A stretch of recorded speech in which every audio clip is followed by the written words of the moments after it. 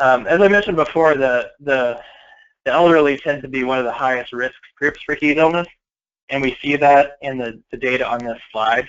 But we also found that younger adults and adolescents, 15 to 34, actually experience higher rates of heat illness than the population as a whole in Vermont.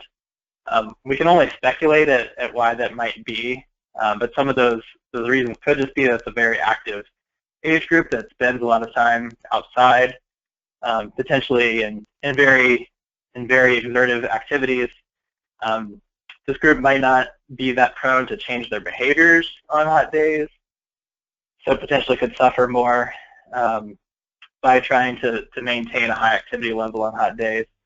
So that's something we certainly would like to look into more, but right now can only really speculate at those reasons. So we took our emergency department data from the past 10 years and plotted that against historic temperatures, or basically a statewide average of the temperature for the last 10 years, and saw this really clear trend where there's almost no emergency department visits for heat complaints until you get to about the mid to upper 70s, and then you start to see a little bit of an increase. But not until the temperature of 87 that I mentioned before do we see this almost more exponential rise. Our confidence in the impact of the highest temperatures, 90, 91, 92, is very low because we have so few of those days per year. But on the few that we do have, we see especially high rates of heat illness. So what we found is that when the temperature reaches, the high temperature reaches at least 87, we see 8 times more emergency department visits for heat complaints than we do on days below 87. That's a pretty substantial difference. The analyzing deaths is a lot more challenging because death certificates almost never identify heat as the cause of death, but it certainly could exacerbate other pre-existing conditions, cardiovascular or respiratory, for example. But we did find that when we look at all deaths, not just heat-specific deaths, when we look at all deaths, we find that there's 1 more death than we would expect on days that are 87 and above versus 86 and below. So I believe the numbers were about 13 deaths per day in Vermont on an 87 and warmer day versus 12 on an 86 and below day. The data at the bottom show some of our future expectations. So on the bottom left show the number of days per year that we expect to reach 87 and above compared to today, which I mentioned in the opening, and that could as much as triple or even increase by about 5 times by the end of the century. In the bottom right are our expectations about how that will affect heat illness and heat-related deaths. So right now, we estimate that about 26 emergency department visits per year and 6 deaths are attributable to the temperature reaching at least 87. And over time, we expect that to potentially double by mid-century and increase several times by the end of the century. So this may not be a huge numbers problem today, but we expect the impact to get greater. I should say, though, in our assumptions, we assume all other conditions are the same as today. Our bodies are the same, our buildings are the same, our landscapes are the same. So inevitably, if we do get this kind of heat in the future, we will adapt in various ways that should reduce these attributable impacts. So hopefully these are more worst case numbers if nothing changed. All right, so as part of this analysis, we wanted to know if urban areas in Vermont had disproportionately higher heat illness rates than rural areas. So we started with a very simple analysis, which was to just identify towns that we would consider urban, and we define that as having a population that was at least 50% urban classification according to the 2010 census. And we found that there were 30 towns that met that definition, as opposed to 225 rural towns. And I should just mention that we're working at the town level because that's the lowest geographic information that we know about the patients from our emergency department population. So having divided the population as such, it actually comes out close to 50-50 in terms of the population distribution around Vermont. There's still higher population in the rural towns than the urban. But we found that the heat illness rate, and these numbers are per 100,000 people per year, we see about 14 emergency department visits for heat illnesses in the from urban towns, and we see only 11 from rural towns, and the difference was statistically significant. So interesting, not very conclusive because of the coarseness of this analysis. We didn't adjust for any kind of confounding. We would expect there to be some differences in the people that live in urban areas from those that live in rural areas, potentially for age, socioeconomic status, or pre-existing medical conditions, anything that might affect their risk for heat illness. We would expect there to be some urban versus rural differences. So what we wanted to do was dig a little deeper, and we started developing some maps. The two that I'm showing here on the left is tree canopy coverage, and on the right, impervious surface coverage. And I've circled 6 communities in particular that stood out to me throughout this analysis, and we'll focus on as we go. So nothing that surprising here. Most of the urban communities have low rates of tree coverage and high rates of impervious surface coverage. We took those 2 maps. We also added in housing density and combined them into what we call an environmental index map. So now this includes the 3 factors of tree canopy, impervious surface, and housing density, and use this to identify which areas in Vermont we'd expect to be at the highest risk for environmental context reasons. So you see the 6 that I circled that have the rate as being the most vulnerable. There are a few other places around the state in that same category, but I'm going to keep the focus on those 6 as we go. We went through the same exercise for 5 other themes of heat vulnerability related to age distribution, socioeconomic status, pre-existing medical conditions, historic climate in the top right, and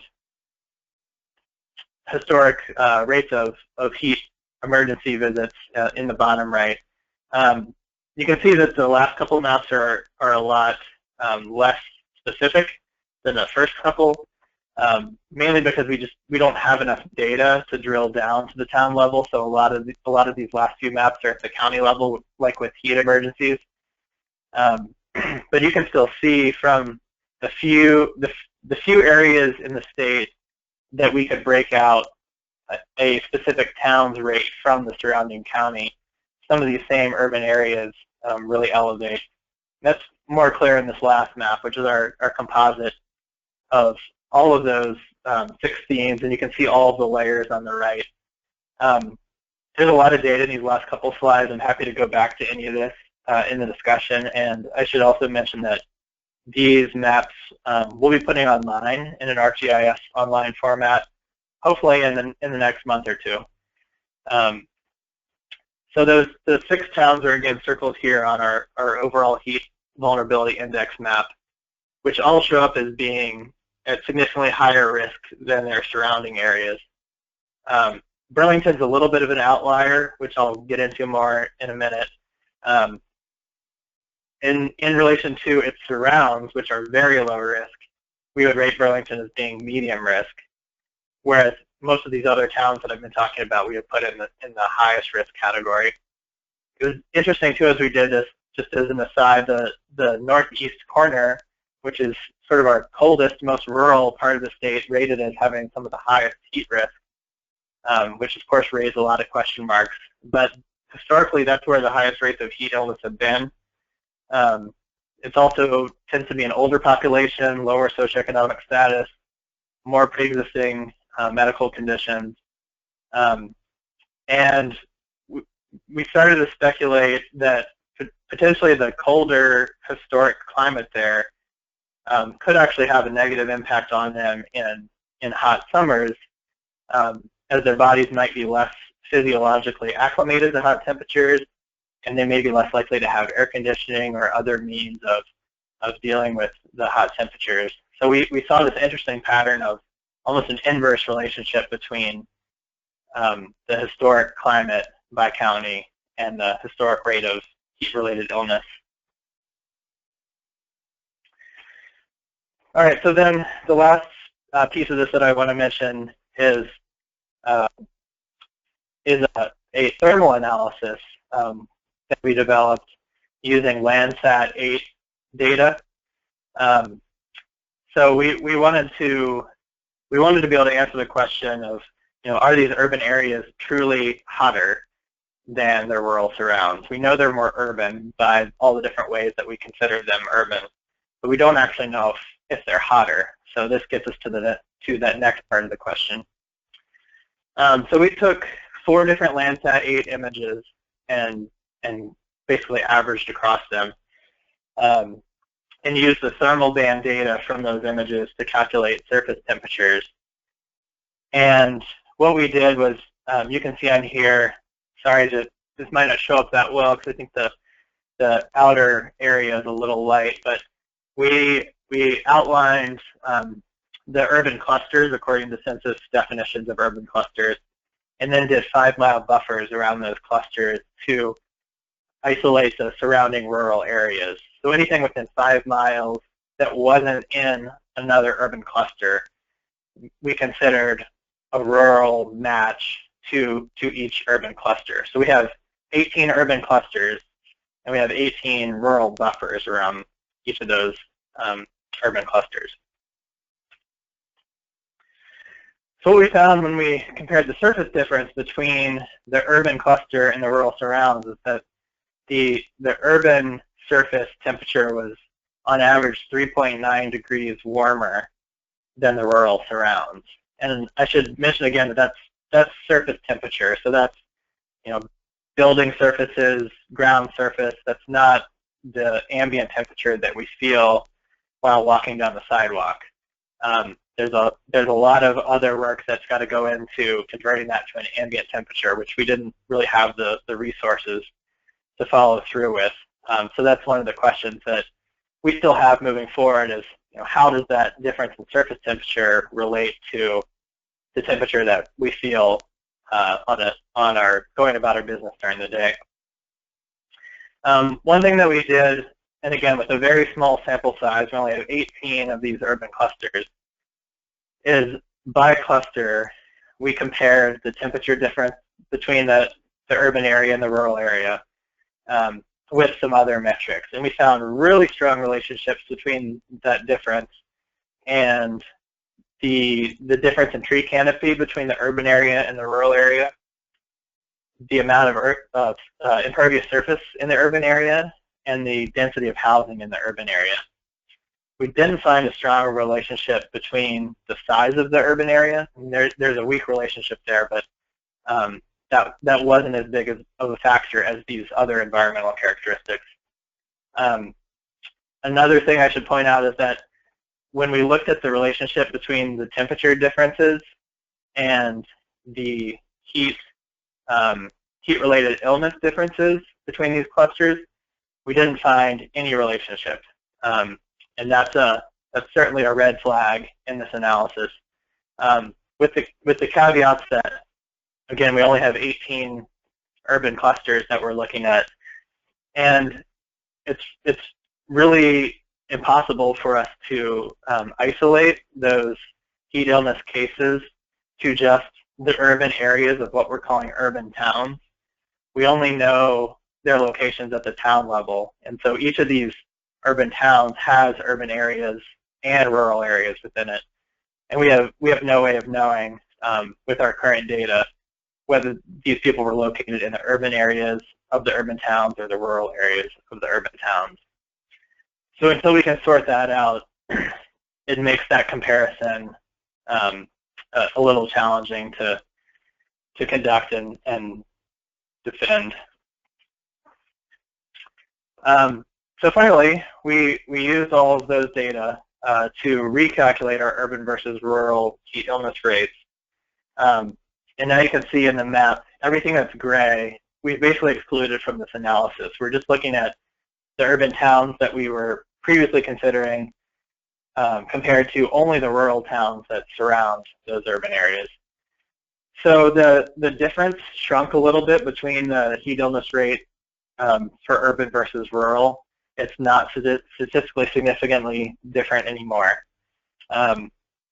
One thing that we tried to do, because Chittenden County is an outlier for almost anything that we look at in Vermont, we took Chittenden County out, which for those of you from out of Vermont, that's where Burlington and the largest urban area of the state. It's about a quarter of the state population. If we take Chittenden County out, the difference expands greatly. So now we have a heat illness rate of 19 per 100,000 per year in urban areas compared to 11 per year in rural areas. We did look a little bit at confounding in this analysis. It's still with only 18 clusters. It's hard to truly adjust for confounding, but we just did some descriptive comparisons, looking at how population characteristics like age distribution, socioeconomic characteristics, and pre-existing medical conditions, how those vary between urban and rural areas. And when we include all of the towns, there's really not much difference between the population characteristics. When we look at everything but Chittenden, we do see some differences where the rural areas rate higher on some of these risk factors than the urban areas. So confounding is certainly a concern for our analysis that excludes Chittenden County. All right, to wrap up, I just wanted to mention some of the questions that we've yet to be able to answer and feel like are important to answer before feeling really confident in these results. The first, which I mentioned, is we don't know how the surface temperature translates to ambient temperature. So until we can provide better information on that, it's hard to conclude that just these surface temperature differences could create a health-relevant heat island effect. I also mentioned the second, being able to disentangle the urban town emergency department visits between urban areas and rural areas within the towns is pretty critical. And then the third is just to acknowledge that this is all cross-sectional analysis. There's nothing cause and effect in the relationships that we've been looking at. So we can only take our conclusions so far without doing some other type of research that really starts investigating more experimentally if urban heat island effects can cause increased heat illness. A few potential next steps that we've talked about. The first on our end is, are there additional ways that we could refine this analysis using address level data or follow up with patients? All those things are pretty tricky given privacy concerns and just our resource limitations. So there are some ideal ways that we could improve this analysis. Whether they're practical to implement is another big question. We could potentially do some field work to help validate some of the thermal imagery data with actual field measurements and try to compare in the field surface temperature measurements to ambient temperature measurements. The third I mentioned is to potentially use our findings thus far to identify some high-risk location or locations to focus on some kind of intervention. So if we know that St. Albans, for example, has a very high difference in rural versus urban temperature, can we focus in there and identify specific areas that might suffer disproportionately and implement some kind of green infrastructure project there and see what kind of impact that could have on heat illness. The fourth is just to simply communicate these findings more broadly, just so that people are aware of this potential risk. And then the last is to use the information from this to support grant applications or technical assistance requests, anything to say, hey, here's another reason why we need to be supporting green infrastructure investments, in addition to all of the things that I'm sure you've all already been talking about, adding heat islands and heat-related risk mitigation to that list, I would hope could strengthen the case even further. And before I wrap up, just want to mention some acknowledgments. The CDC, lots of folks at the health department that helped develop the analyses that I presented today, and several folks at UVM that we've been working with to develop the climate change projections that we use in our analyses, and also the spatial analysis lab who assisted us with getting started on the thermal analysis. My contact info is here for any further follow-up, and I'm going to conclude with this slide, just throwing out a few questions. We don't necessarily have to go through all of these, but just to throw out a few questions to you all where we'd love to get some feedback on how we can use these findings and just collaborate more broadly with the green infrastructure community. Thanks.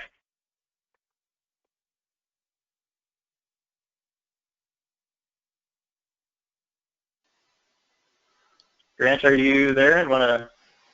Yes, I'm here. Back over. Yes. Well, thank you very much, Jared. That was a great presentation. We received one question.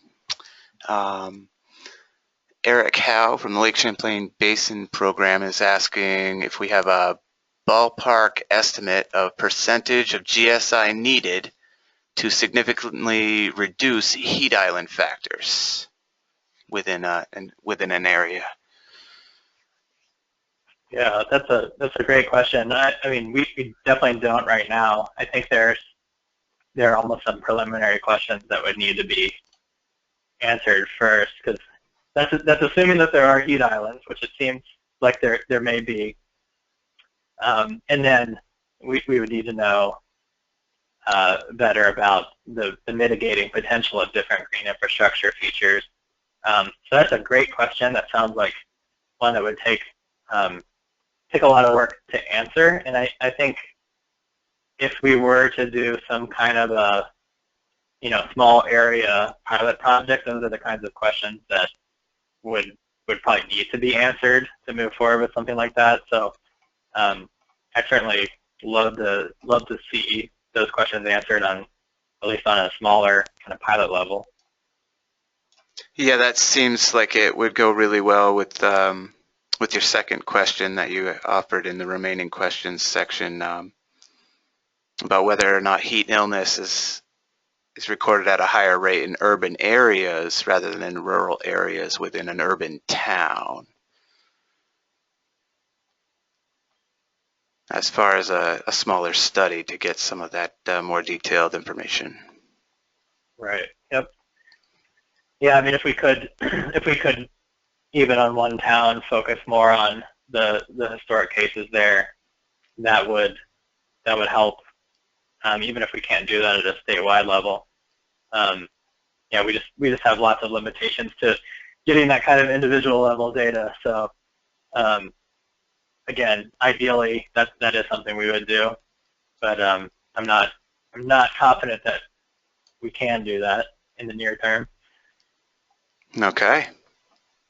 Well, that is the only question that has been asked so far. I would ask if anybody else has anything that they would like to ask, please type the question in and pose it now.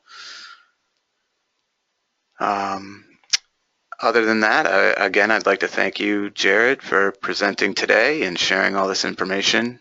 The Green Infrastructure Collaborative certainly thanks you.